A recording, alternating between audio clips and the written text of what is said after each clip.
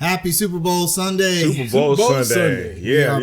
We're going to do a little something on Super Bowl Sunday before we head out to the grill. Yeah.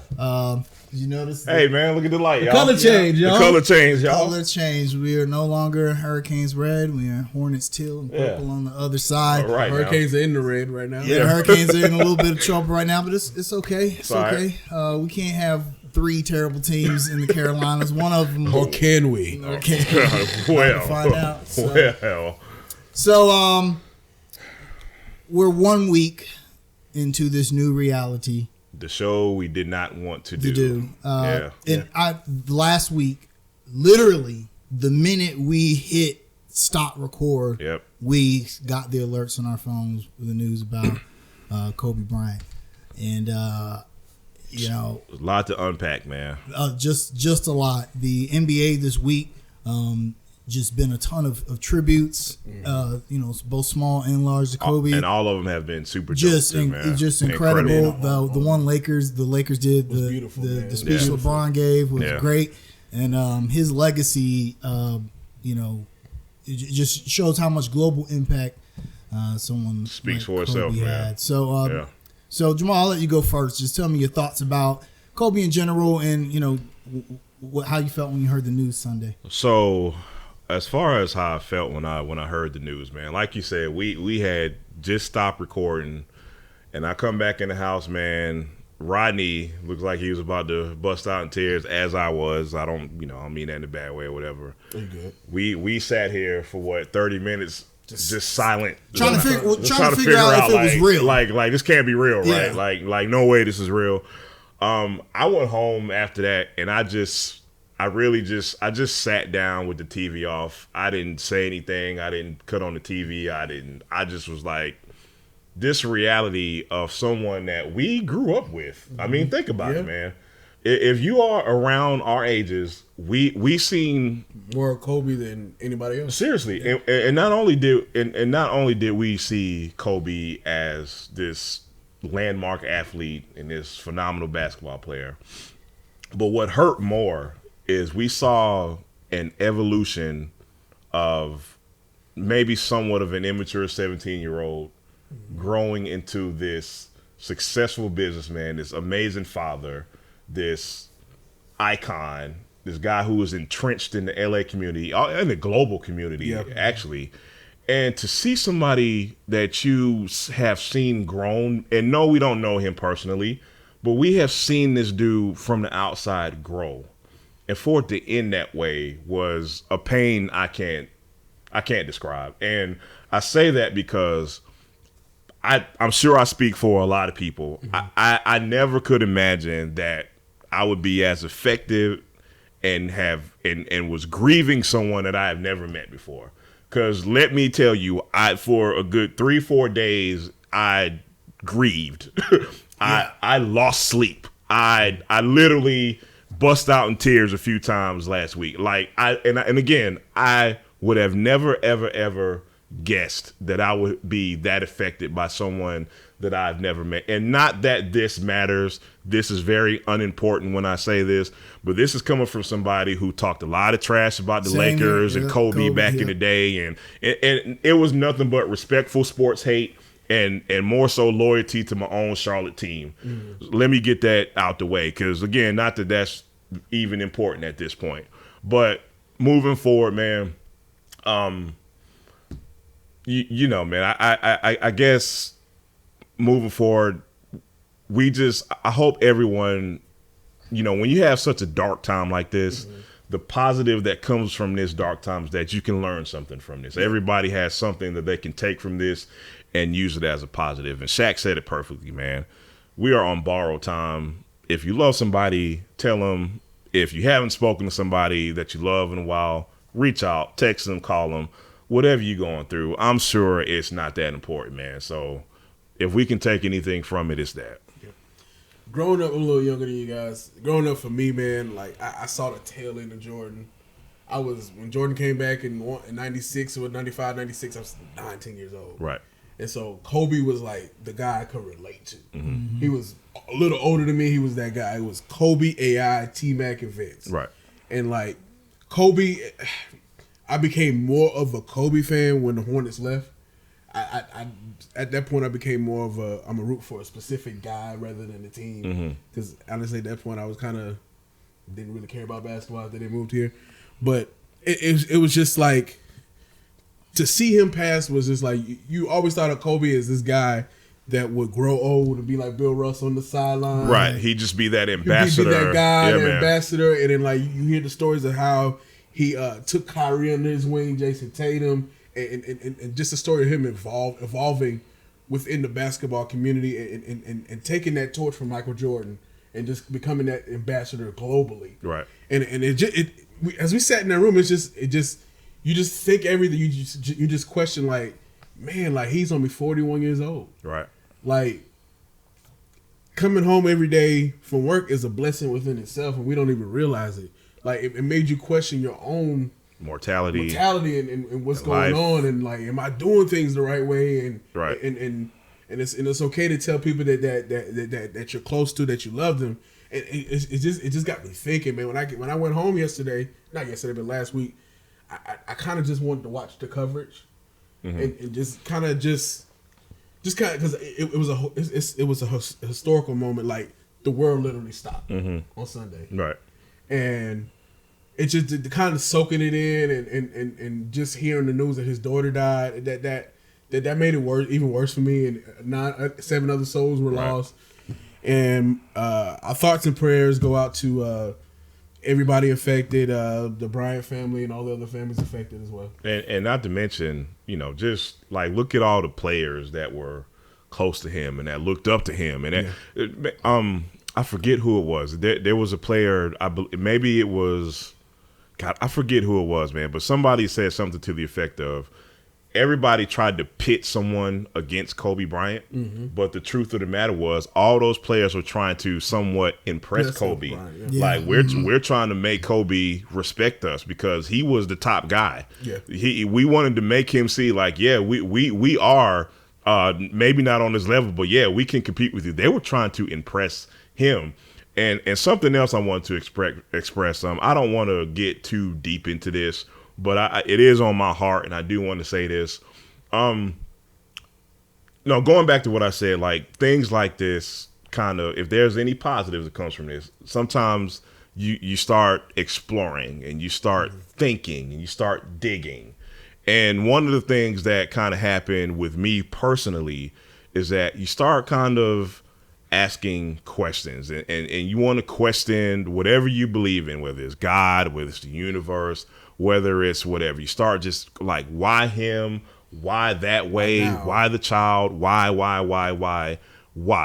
And you got to bring it back to just like sometimes, man, things happen to kind of wake you up and to kind of, and I don't know if universe or God is using this to wake everybody up and for a bigger message. Like, again, man, if you got people, love them today, man. I hate this sentiment that I'm seeing on social media where it shouldn't take the death of Kobe Bryant for no, it should, because we're complacent as human beings. Thank you. And this is the universe telling us to wake up, as you said. We've never nothing like this has ever happened. At least not in my lifetime. No. Where you take somebody who, a future Hall of Famer, one of the greatest players ever, or in any sport, and then they die at a relatively young age and such. I mean, we see it in music and in entertainment, but never in sports. Not that I can remember. If you look at it like this, the NBA has never had like one of their landmark greats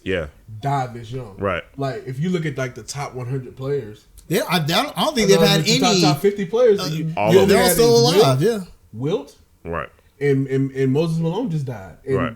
That's really it. Like, that's it. And I'd argue that those guys don't have the same cultural impact as Kobe Bryant. They don't. I don't think they do, man. I don't think they do. And you mentioned it happens with entertainers and music, and I have to bring this up because Michael Jackson's death is something you're always going to remember where you were that day, and it happened and all this other stuff. I was actually looking at the Bobcats draft preview, like, man, who are we going to draft tonight? And then that news popped up. But I bring that up because it's surprising for me to say this, man. Kobe hit me harder than Michael Jackson's death, and I think the reason why, the central reason why, is the way it happened, and there were children involved. You get what I'm saying? That just kind of made it even worse, and I think that's where the grief came from. I felt like Kobe still had more to give. Yeah. His second act was gonna be you as good as his first act, and I'm someone who, like Jamal used the term earlier, sports hate, and I used to hate on Kobe a lot, mainly only because he got a lot of comparisons to Michael Jordan. Right. I'm a huge Michael Jordan fan, being from North Carolina. Like, so who's this guy who has the audacity to think right? So there was always that, but there was no denying. I even said, no matter how great you feel like, how much greater you felt like Michael Jordan or LeBron James or whoever was, Kobe Bryant was a top 10 all-time player. In the modern era, he was clearly one of the best. Oh, clearly. I mean, I don't think there was any argument there. And it was crazy to me. These sports nerds all the time try to devalue Kobe by using analytics. The players that he played against would tell you he was the best, if not one of the best. Here's the most impressive thing about Kobe Bryant's career is that he didn't come out as highly touted. He didn't. He only worked out for the Lakers, and other teams were iffy about drafting him. Which is why he went where he was drafted at. So to be fair, he didn't come into the league making a super splash impact. He was a pretty average NBA player, and he grew into being what he was. And that's the most impressive part, because I think we all remember the playoff series where young Kobe and the Lakers played against the Utah Jazz. Mm-hmm. Kobe fires up like three air balls against like the Jazz, and the Jazz ultimately ended up knocking out the Lakers in the playoffs. And I've heard him speak on this. From that point, he basically said something like that will never happen again. And look at what he turned into. Look at the will. He look how he willed himself to become the player that he became, man. And that's Shaq you got to give props to that, man. Told a funny story on NBA on TNT where he says during Kobe's rookie season, he spoke about Kobe wasn't getting a lot of playing time then because he wasn't the Mamba yet, right? And he said that the coach would have everyone gather around trying to explain some concept and say Kobe would be up on the other side of the court without the ball doing pump fakes and fadeaways. Everyone's like, what are you doing? But that just goes to show, I mean, that Mamba mentality, that was real. That was real, man. And if there's, I love how everyone is applying that to their lives. You know what? That's what Kobe stood for. And so I'm going to have that Mamba mentality in whatever I do in life. Which is the only, I mean, look, man, I've said that we're asking so many questions. And let's be clear, sometimes we're not supposed to question what happens in life. But it's like the only way I can rationalize it, man. Like like death hits people so hard. Mm-hmm. I've been hit by death way hard the last 5 years myself, man. So I'm always in this mode where I'm questioning and asking. And the only way I can rationalize this is like, man, maybe God and the universe is using this to make us better, man. That's the only way I can think of it. You know what I mean? And before we move on, I do have a bone to pick. Oh, I got several. I got a whole skeleton. I got a whole. Because, boy, the media been, man. Man, look. The reports that it was Rick Fox, ABC, his whole family. Let's call him out. ABC News. His whole family. And it's just like everybody's just rushing to be the first. Everybody's got to be first, man. Let it develop. Let it happen. Let's be considerate of the actual family. Like TMZ, like I understand that you want to break the news and all that other stuff. Mm-hmm.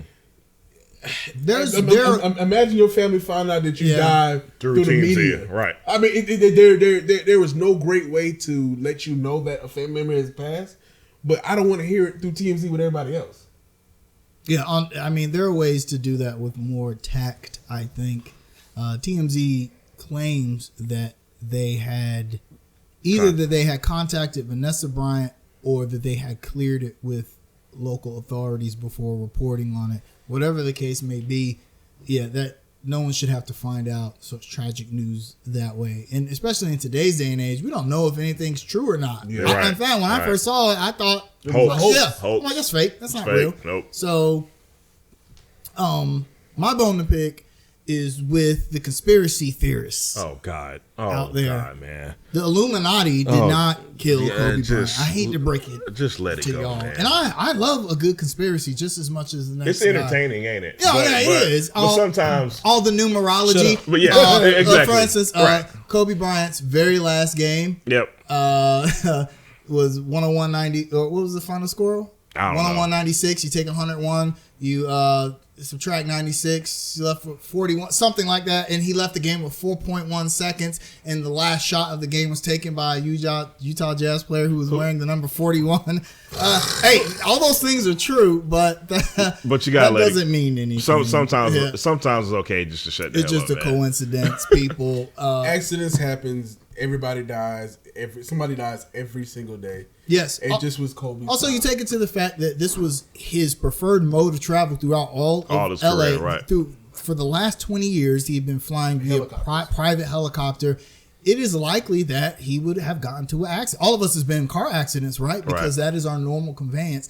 It's not surprising that he got in a helicopter crash, but it is just surprising that this one was fatal. And to be clear, he did that because he wanted to make himself more time efficient to spend more time with his daughter. Yes, he lived like an hour away, right? And they were on their way to basketball practice. His with daughter's his daughter, basketball practice. So.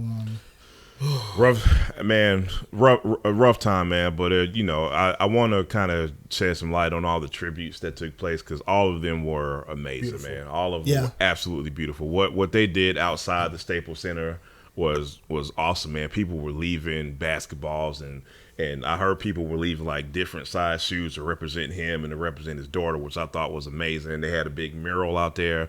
The in-game stuff with Usher and Boyz II Men and the violinist and Wiz Khalifa and I forget the other performer's name. My apologies, but all of that stuff was absolutely amazing, man. And I'm looking at that before the game and I'm just like, how in the world can y'all play tonight? Man, props to the Lakers and the Blazers for even being out there. Carmelo Anthony couldn't, and who blames him? Anybody who is mad at Carmelo Anthony, man, just stop because there's no way. Bigger than basketball. It's way seriously. No, not even. That's somebody that you're close to. You call big brother. You got advice from it. You can't tell anybody how to grieve. You can't, man. No, absolutely not. Nah. So, and again, props to just the two teams for even being able to play that game, man. Also, props to those that are trying to stem the tide of people exploiting Kobe's death for capitalist gains. People selling shoes for thousands of dollars on eBay. The T-shirts that the Lakers gave them for free, they're trying to put them back. Stop it, man. Stop it. Yeah. Seriously. Disgusting. But this is the new reality that we're in. It still hasn't sunk in. Sometimes I'm like, dang, I can't believe Kobe Bryant's dead. Yeah, seriously. You look at the TV, you see 78 to 2020, you're like, is this really real? To me, it would never ever really feel real because it's all these clips out here, and it's a daily reminder that he was here. Well, you know what? Somebody said it best, man. Legends really never die, man. And I mean, we're gonna keep seeing Kobe Bryant images for the rest of our lives, man. And I mean, legends really never die, man. So it'll never ever really seem real. You know what I mean? Wrap this up. What is your favorite Kobe moment? After they won, actually, this was not an on the court moment. This was after they won the first championship in LA, and he's sitting by himself with the Lakers jacket on, just holding the trophy. Yeah. Like you could tell. I don't think people understand how difficult it is to win a championship in any sport, and especially the NBA, right? Where 82 games plus you got to win 16. It's a grind, man. Yeah, it's a grind, and you could just tell the sacrifices that him and his teammates had to win. And some people say that points to how selfish Kobe was. I don't think so at all. That wasn't, that man deserved the moment to reflect, man. Yes, exactly. That's my favorite Kobe. Just like Michael did when he was hugging the trophy his first one, but Kobe deserved that same moment. Absolutely. So that's my favorite Kobe moment. I have never seen anything like the 81-point game, man. And I was in college, man. We stopped everything. And we like, Kobe got what? I thought he was gonna get 100. Here's a little nugget.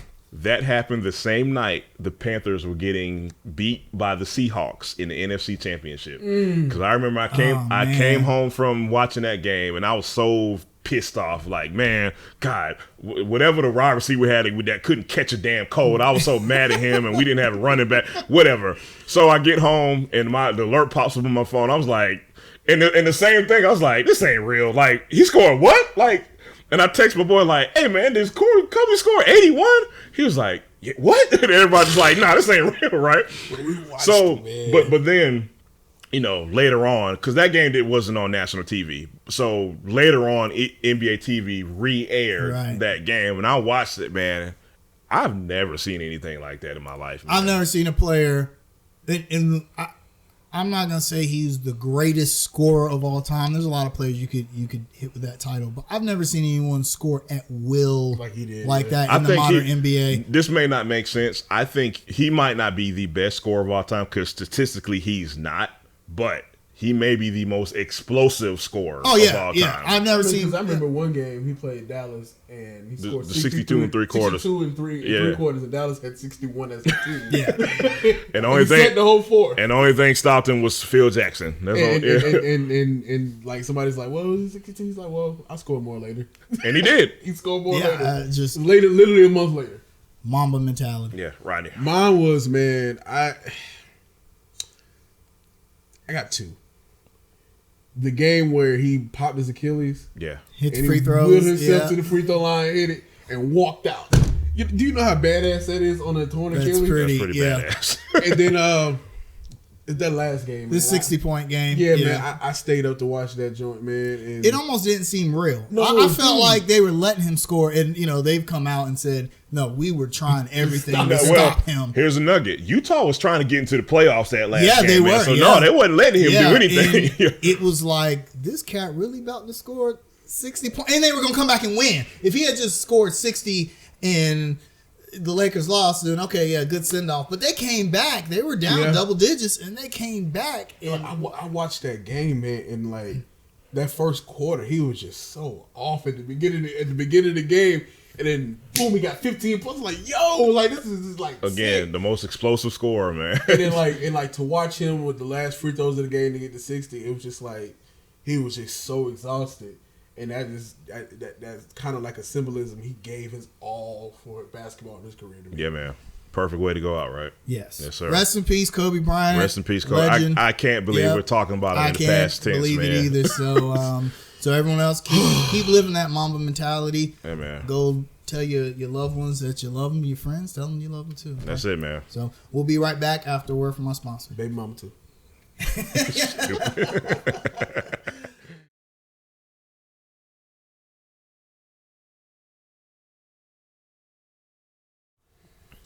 And we're back under construction. Welcome back. If you notice behind us, the color changed. The color. It's very hard to see with the lights on, but it is till it's been red for almost a month now because I wasn't going to change it till the Hornets won a game, and they finally won a game.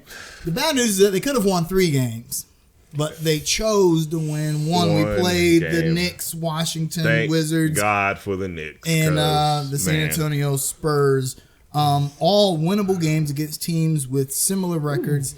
We beat the Knicks 97-92, lost to Washington 121-107, a game that we were leading all until like the last 10 minutes. And last night we lost 114-190 against the Spurs, a game in which we were up 19 points at one point. A beautiful first half. Yes, scored 9 points in the third quarter. Just 27 for the second half. Man.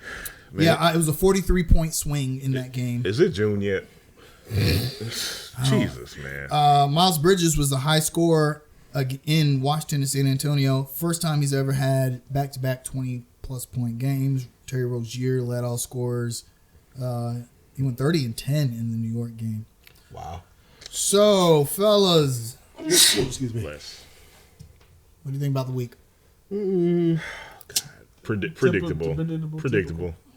So, the New York Knicks game. I happened to be there. First of all, beautiful tribute by the beautiful Kobe Bryant tribute by the Hornets. Yes, took a 24-second moment of silence to honor him, and Hornets. The team that drafted him.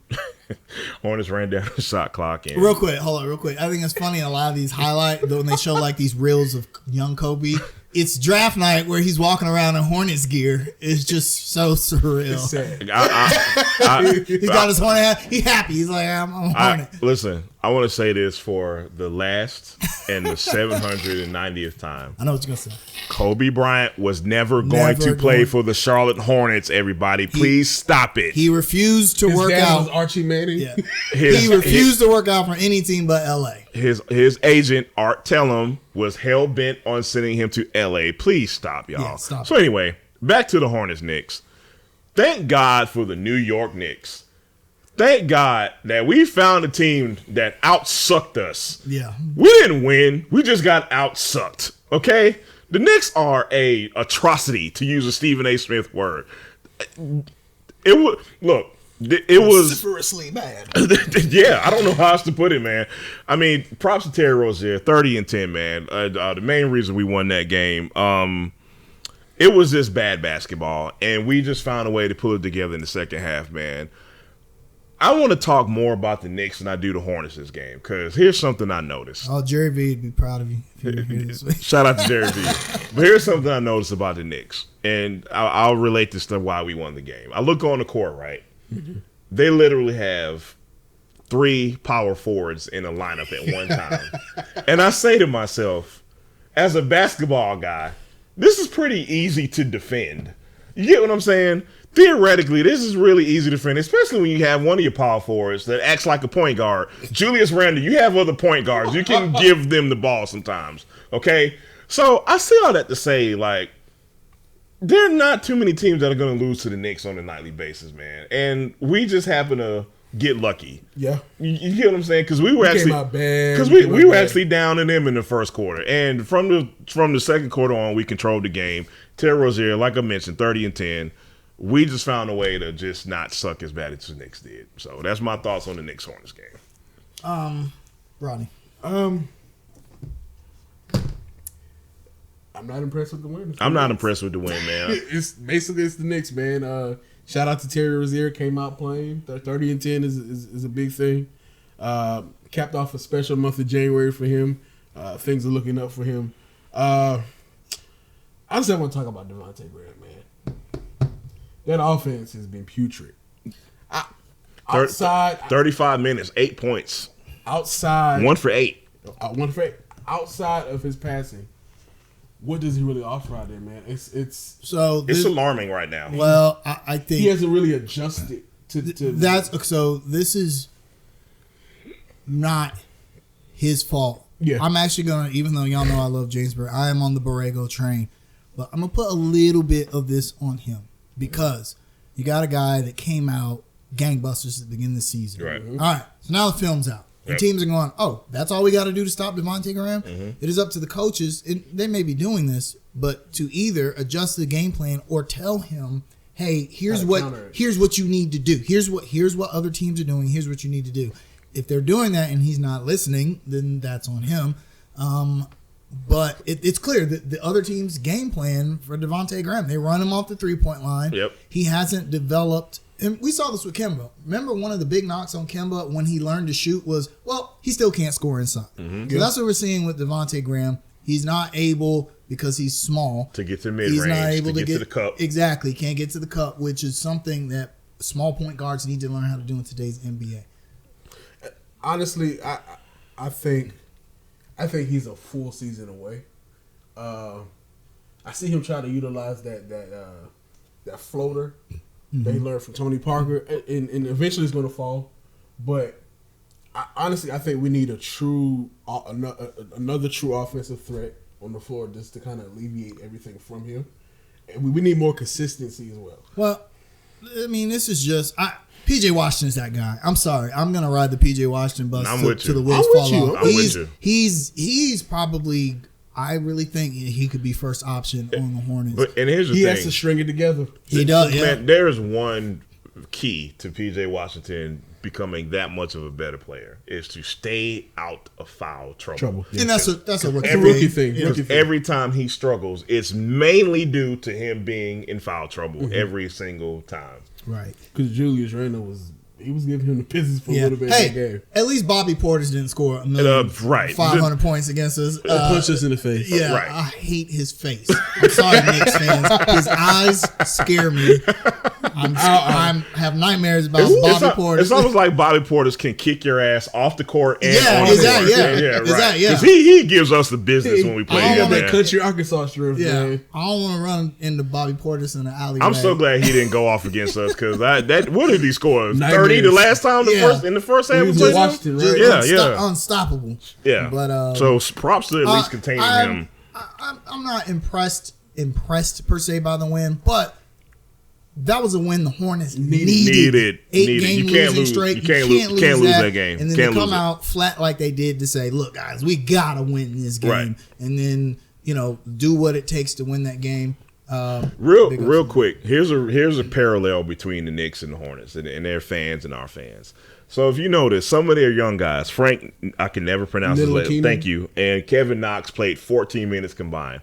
Knicks fans are screaming like, "Why aren't you playing these young guys?" I play Kevin. If y'all don't want Kevin Knox, hello. You know he's only 19, right? You can bring him this send him under this way. We can use a third point guard too. Yeah. So if you want to send Frank too, it's funny that I'm seeing this and I'm hearing Knicks fans like, "What is wrong with y'all? Why are y'all not playing these young guys?" So Hornets fans, the next time y'all complain about your favorite player perceivingly not getting enough minutes, it could be worse. Did RJ Barrett play? He might have been injured this game because I don't see him on the. Every day I wonder anything from RJ Barrett. I think he's hurt. If Fizdale wishes he had taken the Charlotte job. Interesting how that works out, right? Yeah, yeah, he didn't want to be in Charlotte. Didn't want to be in Charlotte, but hey, New York. Big so after, city of dreams. Beating New York and Charlotte, we traveled to the nation's capital, Chocolate City. Well, to old Chocolate City, gentrified city. To blow a lead against Washington and have Bradley Beal bark at Miles Bridges and tell him, "Hey, Rook. Hey, second guy. Hey, Bridges gave him 23. Bridges gave him some work, and Bridges didn't have the refs in his back pocket. Did I say that? You're not supposed to say that. I'm sorry, my bad. The NBA is played with the utmost integrity. That's right, my mistake. You breathe on Bradley. In fact, they probably called a foul on me just now for talking about Bradley Beal. No, he's not an all-star. He didn't get those all-star calls. He do against us. I guess they figured, look, he was all-star before. Yeah, that was disappointing game because I get scared when I see the Hornets leading the entire game because I know the other team every time. Dale Curry said it last night. We'll get to the Spurs game, but I know the other team is about to make a run. And the NBA is all about runs. How are we going to counter that? So first half of that game, look, man, these next two games are going to sound like a broken record. Let me just forewarn everybody. First half, impressive. We're leading, and then we get to the third quarter, and it just falls apart. Let me preface my statement by saying this. Y'all know I am not a Cody Zeller basher like a lot of people are. I actually like what Cody gives us, but I got to call him out on this game. You don't let something called Thomas Bryant eat your lunch in your face. You can't let that happen. And I say that because in the third quarter, they made a substitution where they put this Bryant guy in the game, and he pretty much just ate our lunch, man. 21 points. And he's just hitting all these mid-range jumpers and getting to the basket, man. Unacceptable. And then Isaiah Thomas has a throwback all-star game against us, man. I really thought the Washington game was a completely unprofessional second half. Not just a bad second half, but it was unprofessional. And the different, and I say that specifically because even though your shots are not falling and you're getting frustrated, you have to maintain your professionalism. And Absolutely. I think with the young team, we're missing that. That. You get what I'm saying? Mm-hmm. We're missing that veteran presence. We have the veteran presence, but we're missing that veteran president to lead by example, to be that dog out there. Like, hey man, come on. Like we need somebody like aggressive, like a kind of like Kemba. We need somebody to bark like a at. Mamba mentality guy. We do. The Mamba mentality, that's far and few between. I don't know if you're going to get that from everyone, but you at least need someone to settle down the troops on the court. Because Borrego only has so many timeouts he can call to be like, hey guys, come on, get it together. Because what ends up happening is that these other teams go on runs. Yep. And our players panic. They act flustered. They start taking bad shots. They stop running the offense. They start forgetting what got them this lead in the first place. And it happens every time. Yeah, the momentum swing in that Washington game was huge. It wasn't gradual like the San Antonio game. The momentum swing was like 1,000 death by 1,000 paper cuts. Yeah, right. In the Washington game, it was just like you could feel the energy, bang, just like they just turned it up, and the Hornets just had to match it, and they couldn't. We saw bad shots being taken, turnovers. They just got flustered. They stopped communicating on defense, man. They got frustrated with the foul calls and everything. The most frustrating part is the turnovers, man. I cannot imagine how angry that makes James Borrego.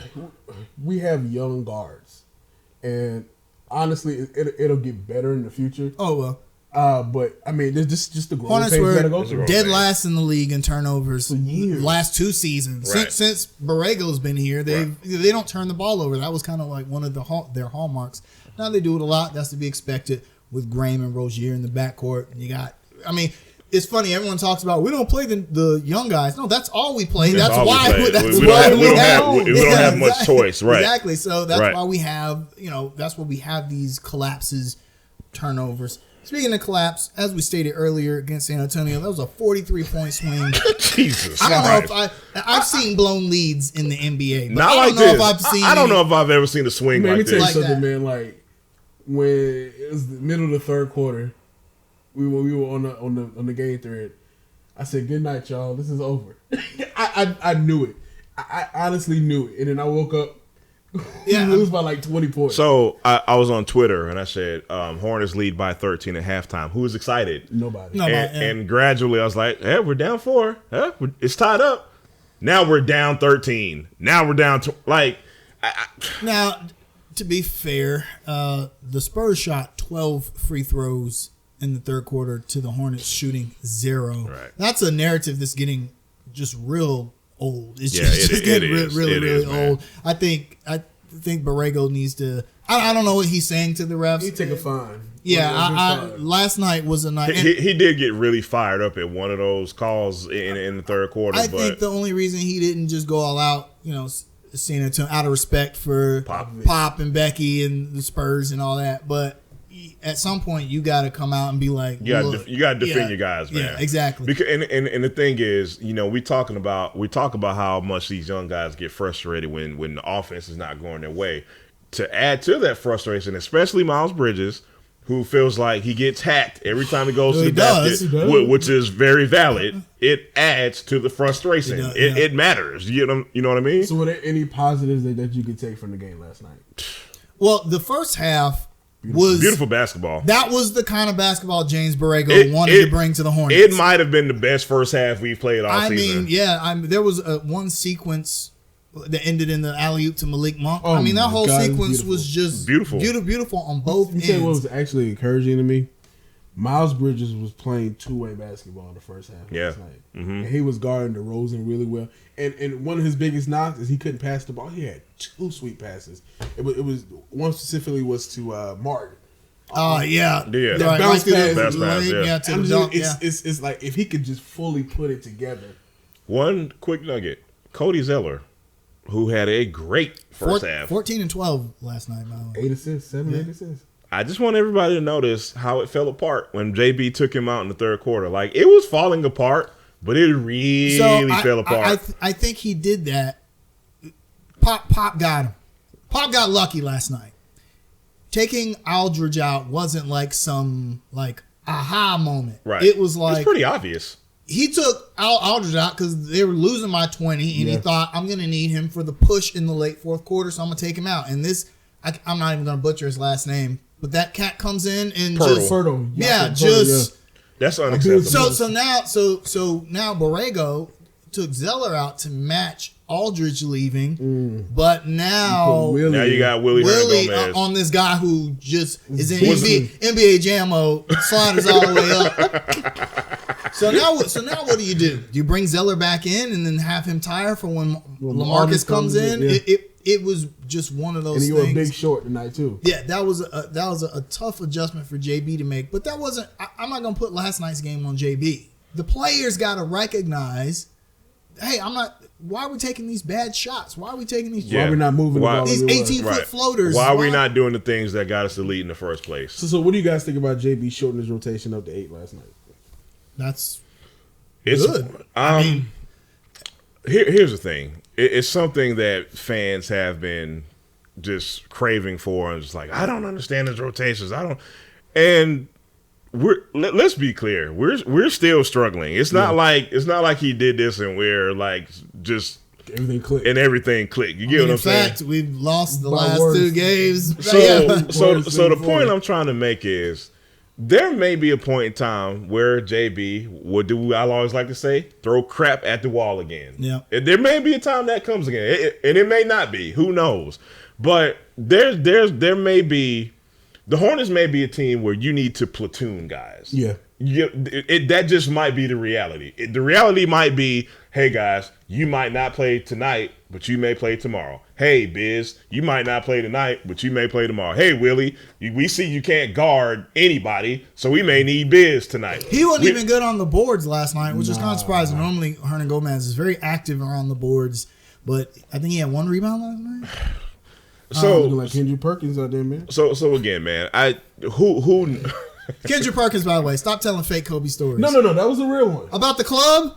No, he said that Kobe came up to him in the club and told him that he was the best post defender he ever played against. That was true. No, it wasn't the best. I don't believe it. There's Kobe Bryant is not telling nobody that in the club. There is a video that Kobe Bryant has says Perkins is one of the best low post defenders I've seen. Okay, man, that happened. That might happen, but Kobe did not come up to him in the club and say, "Hey, man, you're the best post defender I've ever played against." I refuse. It's hard to be quiet sometimes. Yeah.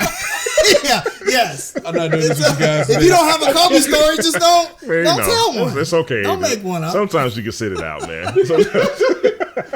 You like pass. But I'll just say this about Borrego in his rotations.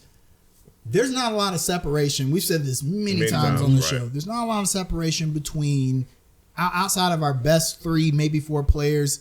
There's not a whole lot of difference between like Dwayne Bacon and Cody Martin, or even who, the man who shall not be named, who has not played the last 2 games. Go figure.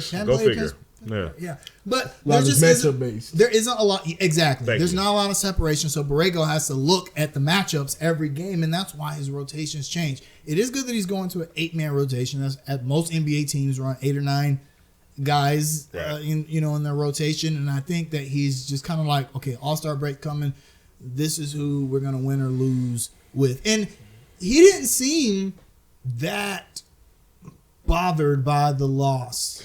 I'm glad you brought that up, because I was telling y'all off camera, like I actually watched his post game press conference, and he mentioned the fact that he sees the pattern. He sees the pattern of us playing 24 minutes but not playing 48 minutes, and he basically said this is who we are right now. And I know a lot of fans might not want to hear that, because you look at that and you're like, why can't y'all just play the same way you didn't? We gotta remember, we are a very young team. We are going to go through these growing pains, and that's just what it is. Yeah. This may happen 4 or 5 more times or 10 more times. Right. We don't know this, and but these are the things that need to happen to the Hornets for those guys to get better. Yeah. And people like me who really get angry at these type of games need to really just kind of keep in check and keep that in mind, because people like me, because I was so mad at fans. It's okay to cheer for the Hornets. It's to win. It's okay. It's okay to want them to win games. It's gonna work out like it needs to work out. Yeah. Trust us. It's all right.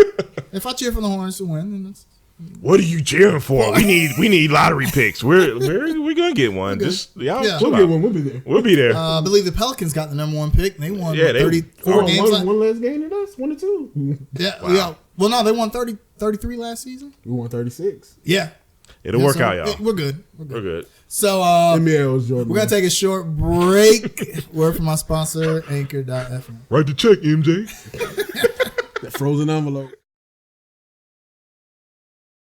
And we're back. Yeah. So there is a picture of the Carolina Panthers taken right after the 2015 season, and it shows, it hurts, man. It shows all of the team captains walking out onto the field: Cam Newton, Luke Kuechly, Thomas Davis, Ryan Khalil, I'm sorry, Greg Olsen, and Charles Johnson. Thomas Davis too. Thomas Davis. Yep. There's only one left of them left. Cam Newton. Greg Olsen announced a couple of days ago that him and the Carolina Panthers are mutually parting ways. He didn't say he was retiring. He just said mutually agreed to part ways. So we've lost another. We've lost another key player. So now, are we in rebuild mode? What does this mean for the Panthers? What does it mean? To me, I don't think Cam will be back next year, to be honest with you. I'm not saying if it's a good choice or a smart choice. He said he was, man. He said he's absolutely coming back. Kimber said that too. Yeah, I know. But the situation was different. Kimber was a free agent. Cam Newton is not a free agent. Yeah, but Cam Newton got a $20 million cap hit too, so that's nothing for starting NFL quarterback. Starting quarterback, but it's $20 million. But I don't know, man. It's the writing is on that wall, man. We're in for a 2 to 3 year nasty phase. I'm telling you, it's going to be ugly. And then honestly, I think CMC is going to hold out, man. I'm telling you, it's this year. Why should he? Because Booger McFarland told him he wasn't that good. Wasn't the best running back in football. So what is he holding out for? I don't see him holding out on a rookie contract. Okay, so man. But that just shows the character of Zeke. I'll tell you why. If you got an extension and you outplay your extension, that's one thing. Right. But you can't outplay your rookie contract because it's capped. The rookie contracts are capped. You got to look at it like this. You couldn't get many more than what they gave you. You got to look at it like this. The running back career arc is so short. It is. And to be honest with you, that rookie contract to me is unfair to them, especially you're a first round pick.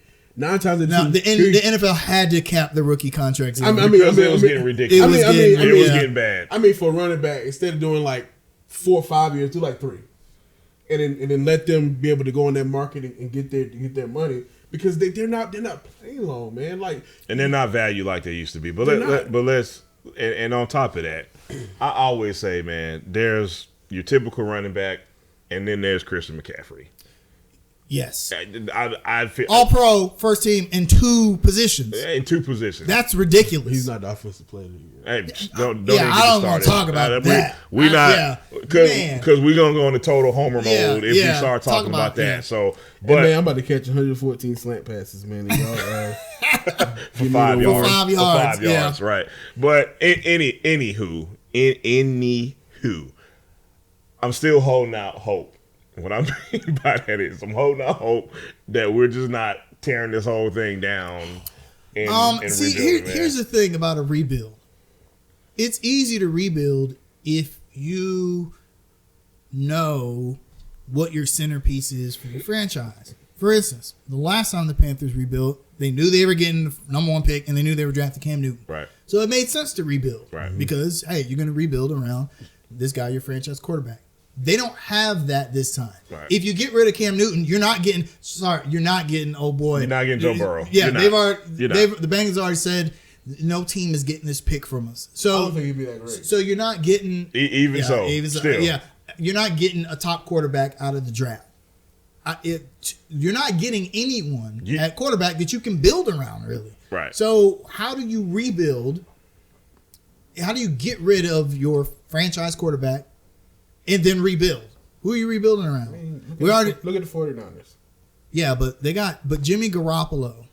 They got lucky. Yeah. First of all, anybody the Patriots draft, I'm gonna take a chance on. Right. Like Jimmy G, they ain't the Super Bowl. Let's be honest. He's done enough. Shanahan has called perfect games. They drafted in the trenches. They have a wonderful offensive line, probably the best in the league. Well, you know One why? of the best defensive lines. You know why? Because they suck for so long. Because if you suck long enough, you get draft picks. That's about to happen here. It could be, but but you know what? We got. I'm telling you, man. It's not like the Panthers have had a deficiency of great draft players. I mean, look at all the guys that we have that are either going to be in the Hall of Fame or at worst fringe Hall of Famers. Right. I'm talking over like since the last rebuild. Yeah, that's not normal. Yeah, man. you got Cam Newton, you got Luke Kuechly, Greg Olsen, and CMC. That's 4 players right there that are either going to be in the Hall of Fame or right outside of it over the last 8 years. Right. That's pretty good. Pretty good, yeah. A lot of teams would kill for that. So is Greg Olsen to the Redskins a lock? I think Greg Olsen to the booth is a lot. Yeah, I think he's going to the broadcast. Honestly, I think this is a leverage play to get more money out of the booth. I mean, to the studio people. Mm-hmm. I looking at him last year, I just don't see how you see that. No, and listen. I'm surprised no one has brought this up yet. But are we? Is it just me? I'm surprised this didn't happen 2 seasons ago. No, well, the anytime reason why it didn't happen 2 seasons ago because Obo wanted to get rid of him and Thomas Davis. That is true. Yeah, that's true. That is true. And Mr. Richardson was like, "Well, you do want to do what?" Big Poppy wanted to here's the thing though. 2 seasons ago, that was the first time. That was the first time Greg Olsen had ever had a major injury. Yeah. So you can't take a guy who's played 7 straight years injury free, really being the only real offensive threat on the team, and then when he gets injured, expect him to leave. I think he felt like, okay, I got to see what I can do healthy. But it almost happened. Yeah, I know. I'm with. Don't get me wrong. I'm with you, but it almost happened. It did, but I think it would have been. I mean, first of all, that was under Gettleman. Yeah. Who is that kind of guy? We're seeing. No feelings. We're seeing what happens feelings when you do that. Right. So I think Olsen just wanted to see, okay, I got to see if I can be healthy a full 16 games, and then what happens when I am. And let me. One thing that the Patriots do that I envy, they get rid of you too soon before it's too late. But they're about to pay Tom Brady $30 million. But yeah, I'm with you. I mean, he's probably the greatest quarterback ever. Yeah. It's different. Joe Montana's better. It's no. I'm just joking. Don't do that. I could move on. I could go like 5. I'd take over Tom Brady. But whoa. Go ahead, Friday. Yeah, this is a conversation for another day. That's another conversation. I mean, yeah, you might have to do. You put Peyton Manning on the Patriots. How many Super Bowls they win? Man. Hot take. Yeah. Rodney, what you got? They win all 9. Anyway, that's another. Yeah. Nothing. I'm done. Is that you? No more. No more. No mas. I got a question. Is Ian Thomas ready? No. I don't think so. Overwhelmingly, no. He's not. Well, okay, he's ready, but not full time. You can't come in and so there's a lot of mixed takes on the totality of Greg Olsen's career, particularly whether or not he's going to be a Hall of Famer. Regardless of whether you think he's going to be a Hall of Famer, the numbers he put up are not easily replaceable. Replaceable. Not at all. Number 5 all time in yards for tight end. That's ridiculous. Right, yards and catches. Right. 3 straight back to back 1,000 yards. I hope we realize seasons. What we had, man. Yes. Yeah. So Ian Thomas can come in and he can play well, but is he gonna come in and be Greg Olsen? Greg Olsen. No. Even old hobbled Greg Olsen was out there wide open. Catching one-handed passes on the sideline. Honestly, I would take a look at some tight ends in free agency. This is a pretty good class. You got the young man from Atlanta that's a free agent. Hopper. Ebron and Hopper. And then Randy Moss' son, man. From Charlotte, man. Ooh, that's right. Yeah. I think Ebron would be a good look on this team, man. Plus, North Carolina guy. He might get some. Ebron, North Carolina guy, too. Yeah. But that's what I'm saying. Yeah, that's what I was saying, Ebron. Yeah, I think Ian Thomas. I like Ian Thomas a lot. I think he's not ready for that full-time load. It's going to be, especially if Cam comes back. We know how much Cam loves his tight ends. Yeah. That was something Kyle Allen really didn't do. But you know what? You know what worries me about Ian Thomas more than like just pass catches and the little things. The blocking, the awareness, the running the right routes. Like that stuff worries me with Ian Thomas. I mean, but how do you learn? Do you learn from looking on the sideline, or you learn from being out there and playing? It remains to be seen, man. We don't know if he learned it. It's hard to know. It's hard to know.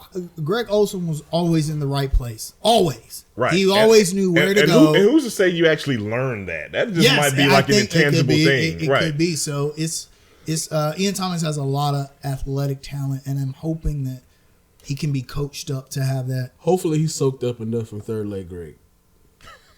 Hopefully. You know that's from? Yes, I do. Yes. This is a family podcast, Rodney. Greg Olsen denies that is him rapping in the video. You got to edit the YouTube settings now. We're no longer a family. Yeah, I know, right? So, all right, last question. Is Greg Olsen Hall of Famer? Fringe.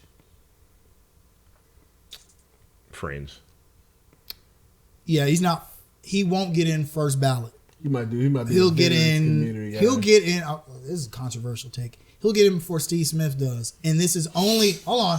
This is only because of the way the Hall of Fame handles wide receivers. There's still a log jam. This is my thing, man. This is my thing. That is true. If you look at it like this, Greg Olsen might not get until he's about 60, 70 years old. I'm being real with you because you got Gronk, you got Tony Gonzalez just got in. You got Gates. Jimmy Graham may be up there too. Jimmy Graham is a more of a household name. But he fell off. There's a lot, no way man. Jimmy Graham should not be in before Greg Olsen. Look at this, and then also Witten. Yeah. Mm-hmm. And then pretty soon they probably have 6-7 more years left. Kelsey and Kittle. I don't think those guys will likely be Hall of Famers. I don't know if they would. I don't know if they'll get in before be Greg Olsen, only because of the time factor. But yeah, Gates is certainly going into the Hall of Fame. To me, is a lock. Witten, of course, he's a Dallas Cowboy. But if you look at it next year, who's eligible next year? You got was it Peyton Manning? Peyton Manning's eligible next year, and somebody else. That's a shoe-in. It's just going to be hard because they really needed to revise the criteria. Yes, not so much the criteria, but this whole unspoken rule that you can only induct five to seven people. It's like that's ridiculous. If a guy deserves to be in the Hall of Fame, especially with so many positions in football, man. Exactly. Yeah, just due to that. So let me ask you a question. So what do you think about Deion Sanders' comments? He was right about it being devalued, kind of in a way. He was right. I'll agree with him. I feel that way more so about the NBA, but that's another story. Man, but it's not really the NBA; it's basketball. It's just the basketball. I still feel that way, but I agree with him, man. Yeah, and Hall of Fames are so. You don't want to dilute that, man. Like, first of all, it's the Hall of Fame, so I do think there is a media aspect to it. Yes, when you talk about someone like Jimmy Graham, it should never sniff the NFL Hall of Fame. I agree. But I get what you're saying. He was a household name, and he was seen as the elite player at that position for a time. He was famous. It's Hall of Fame. Conversely, there are guys that have great numbers who might not make the Hall of Fame. And which, if you're a Carolina Panther, that kind of works against you because the Panthers are not the sexy media outlet. So and people kill me when I say this. I honestly believe that Luke probably will get in before Steve Smith. I see that. Yeah, I think Luke should probably get in before Steve Luke Smith. is a first ballot guy. But Steve's the greatest Panther. Yes. Oh, okay. Yes. Okay, so let's say Cam Newton only plays 3 more years. It's so divisive on him, man. It's because if we're talking about fame, Cam Newton should be in the Hall of Fame. If Cam Newton could retire tomorrow, and I feel like he would be fringe at worst. Statistically, he's right there. He's better than a lot of guys who are already in the. You trying to tell me Troy Aikman? Who's in the Hall of Fame? Cowboy, man. Yeah, he's a cowboy. But he won Super Bowls. How about them Cowboys? It was a lot of cocaine involved in those Super Bowls. So I don't. Yeah, I'm just. So it's. Cousin. I don't know. Moving on. All right, well, speaking of Super Bowl, who do you got? So, my heart wants the Kansas City Chiefs to win because San Francisco 49ers fans annoy the hell out of me, especially the ones from Charlotte. That's another story. But my head is telling me the 49ers are going to win. I'm taking the 49ers 34-28. I think Kyle Shanahan, look, man, I can't say enough positive things about that dude, man. He has him prepared to play every week. His play calling is genius. And I think the 49ers have the formula to win. They run the ball. They play defense. They don't have to blitz you a lot because their front four is nasty and they get to the quarterback. Mm-hmm. So with all those reasons, I'm picking the 49ers. I'm going 49ers. I would love to see the Chiefs win, but I want Andy Reid to get the monkey off his back. But man, this reminds me of when we played the Broncos. I was gonna say this is Super Bowl 50. I'm telling you, like everybody's like, man, the Panthers offense is just gonna man, we got the brakes beat out of us, man. And honestly, the 49ers offensive line is probably the best in the game. I don't think that much of the Chiefs defense. Same. And I honestly think Jimmy G could throw the ball 10 times today and then win the game. Wow. I agree. And I feel they're going by 2 touchdowns. I'm going there. Okay. I think it's going to be 2 touchdowns. I'm picking 49ers 28-25. I think it'll be a low-scoring defensive affair. Yeah, I think it'll be a game in which the Chiefs mount a late comeback and it just falls short. The defense wins championships. We see it every year in the damn Super Bowl. Yep. The team with the better defense wins. I can't remember the greatest show on turf. Yeah. Maybe. You know, we see the team with the better defense has all the advantages in a game like this. So I'm picking the 49ers in a game that is not as close as the score would indicate. So and that defense of the 49ers, man, that whole front line. We saw it up close and personal. We saw it. That thing is nasty. It forces you to make decisions you don't want to make. You gotta get rid of that ball. Plus, Patrick Mahomes is as amazing as he is. Very amazing. I think he could be baited into mistakes. He's the kind of guy, he's gonna try and always make the play. He has that gunslinger mentality. Yeah, and sometimes against a defense like San Francisco, you cannot make a lot of mistakes, man. Yes, you cannot always try and make the play. So predictions on who's the MVP? Bosa. I'm going with Sherman. I'm going with Bosa, and I don't like him. I don't like him. I don't like him. But he's gonna make such an impact on the. He's gonna make such an impact on the game. Show. Yeah, I could see Sherman, but typically cornerbacks get shafted on the. I think he'll get 2 picks. I think he's good for 2 picks today. Really? Against Mahomes? I think Mahomes stays away from that side of the field. Yeah. So, what do you think about Reeves' statement? There was some truth to it. I'm not saying that he was right, but I mean, there's a difference between what Reeves did. There is. Steve Smith used to have a saying, "Big boys play on the outside." Now he was referring to wide receivers, but that same mentality goes for cornerbacks. True. The big boys follow you're always going to be line up against if you're the best cornerback on your team, you're going to line up against the best wide receiver. Yep. Always. Yep. Deion Sanders, I mean, could you imagine him just playing a cover 3 on one side of the field his whole career? Of course not. You would waste Deion Sanders if you doing did that. Right? Yeah. So now, having said that, Richard Sherman is probably the best cornerback of our generation. I would even put him over Darrelle Revis as we're talking in terms of accomplishments and impact on a championship winning team. But right. There is some merit to the discussion of, hey, I lined up man to man, played my guy all the way down the field. So that's why I don't think Richard Sherman is going to get a lot of MVP consideration unless he just does something spectacular in the game. Right. But a guy like Bosa, defensive ends, they can impact the game really easy. He's really good, and I could see him getting after Mahomes. He's a game changer, man. Making those plays. So. Yeah. Gotcha.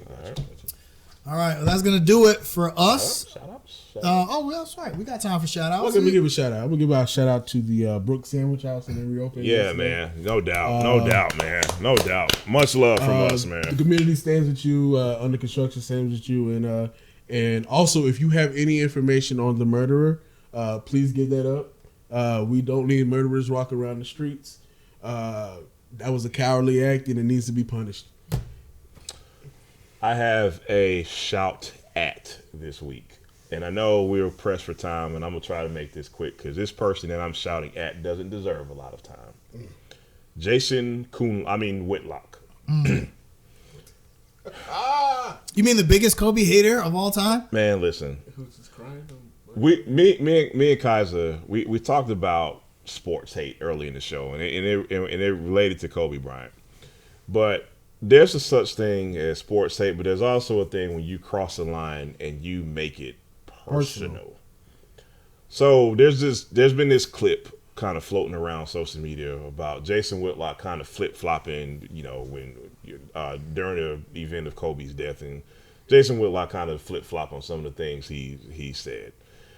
He basically contradicted himself as far as kind of speaking to the evolution of the person Kobe became as to what he was when he first entered the league. Because with Jason Whitlock, he was saying that basically Kobe was doing a lot of things for selfish reasons, and he wanted to draw attention to himself, and all this just trash journalism and trash commentary that came from Jason Whitlock. If I wake up one day and somebody announces Jason Whitlock got fired from Fox Sports, I would buy a cake and have a party and invite every one of my friends to it. I'm sick of this dude, man, because he crosses the line way too much for my liking, and it becomes where it's not even objective anymore. I don't have a problem with people having differing opinions of people. I don't have a problem with people having strong opinions about people. But this dude crosses the line way too much. This is the same guy who shits on Colin Kaepernick every chance he gets. One thing to disagree with what he's doing, but you hire somebody to dress up as Colin Kaepernick and you take a photo and you do all this crazy stuff. I'm not even going to say who that was. I'll talk to you about that off camera. Yeah. It's too much, man. And I had more to say, but again, it doesn't even deserve the time for me to go into it like I really want to. So my shout at goes to Jason Whitlock this week. Yeah, I've never liked his articles or. You know what's funny about him? Let me say this real quick. There was a point in time where I actually did like him, but it seems like this, I call it an act. It feels like an act that has came on the last 8 years or so. Let me tell you, you get notification and personal accolades for talking down to other black people in public. You get brownie points for that, for certain organizations, certain people. And it seems like it happened. Look, when he was on Sports Reporters on ESPN, it was good stuff, man. I used to love watching him on that show. When he got hired by Fox, it turned into something else, man. I'll keep it at that. I'm done. Go figure. Go figure. This is a shout out and a shout out and a shout at, all rolled into one. I want to talk really quickly about military veterans and this idea that we aren't allowed to mourn the loss of Kobe Bryant because we've got people dying overseas. So other people have died too. So as a military veteran, I understand the value of being a veteran and what our brothers and sisters are doing and what the sacrifices that they make. And I'm not just talking about their lives, but their physical lives, but their families have to make a sacrifice. Being deployed in itself is a great sacrifice. So we understand those sacrifices and we appreciate them greatly. Mm-hmm. But what we do, or what I did as a veteran, what veterans do now, is behind the scenes. We don't have the same kind of impact on people personally or even globally that somebody like Kobe Bryant has. Yeah, right. A figure who is in the public eye, was ever since he was in high school. Of course, people should mourn that death. Right. That's not saying that you can't mourn the deaths of our servicemen and women who are serving abroad. However, there is a difference. Yeah. So it's, I can do both. I can still appreciate the memory of, our veterans while grieving the loss of an icon like Kobe Bryant. I mean, we have an entire holiday to celebrate our fallen veterans. So let us that want to grieve Kobe Bryant's loss, let us do that, please. And not to mention, like, how do you tell people how to feel? That's so ridiculous. I absolutely hate that. That's you don't grieve the right way. You shouldn't feel that way about something. Like, how you gonna tell me how to? It's absolutely ridiculous. Anyway. So having said that, I do want to call attention to particularly veterans who commit suicide. That number's still on the rise. 22 veterans a day. So if you know somebody that needs help, please help them get that help. There's VA assistance all over Charlotte. Yeah, so really just be cognizant of that with your military brethren and your sisters. So no doubt. So that's gonna do it for us. We love you guys. I'm gonna tell you that while we're still here on the earth. We love you. Listen, y'all are gonna see this a day late, but I hope y'all have the best wings, the best pizza, the best ribs. I hope your friends and your family are around, and everybody at this point has had a great time watching the Super Bowl. Please live, love, and laugh today, man. Absolutely. These wings I'm about to cook are about to be party over Rodney's house. Party over Rodney's house. I don't know you ain't coming in. Y'all have a safe Super Bowl Sunday. Take care of each other. Peace. Peace, y'all.